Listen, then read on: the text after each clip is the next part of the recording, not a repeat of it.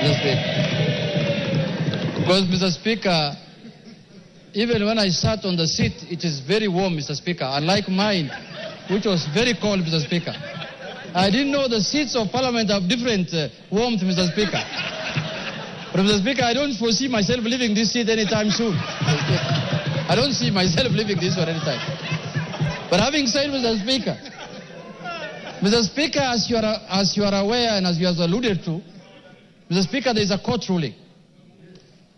A ruling of court consisting of 3-judge bench, Mr. Speaker. Mr. Speaker, a court ruling has only got 2 decisions, Mr. Speaker. There is no third way about it. One is to obey it, and secondly, if you have any avenue of appeal, you exercise that right of appeal, Mr. Speaker. There is no third way about it, Mr. Speaker.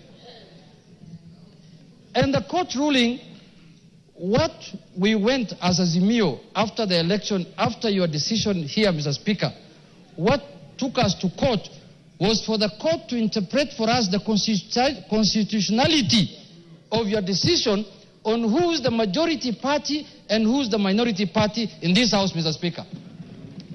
And the issue of the Speaker came in as obiter, Mr. Speaker. But what took us to court, we wanted to know, because when we arrived here after the election, we arrived here knowing very well that we are the majority party, Mr. Speaker. And we are the numbers. But midway, we ended up losing numbers through your ruling, Mr. Speaker. And that is what took us to court, to ascertain whether we are the majority and whether we are the minority. And luckily, the court has made its ruling, albeit late, Mr. Speaker. We expected this ruling much earlier than this time, Mr. Speaker. But it is better late than never.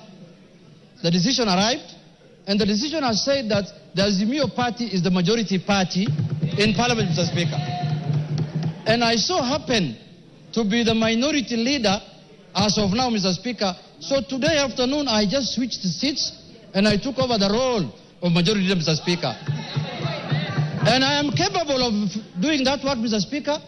I have the capacity, I have the qualifications, I have the capabilities, I have the numbers in the House, Mr. Speaker, to lead, Mr. Speaker. I have everything what it takes, Mr. Speaker, to be the majority leader of this House, Mr. Speaker. But, Mr. Speaker, the issue that we need to exercise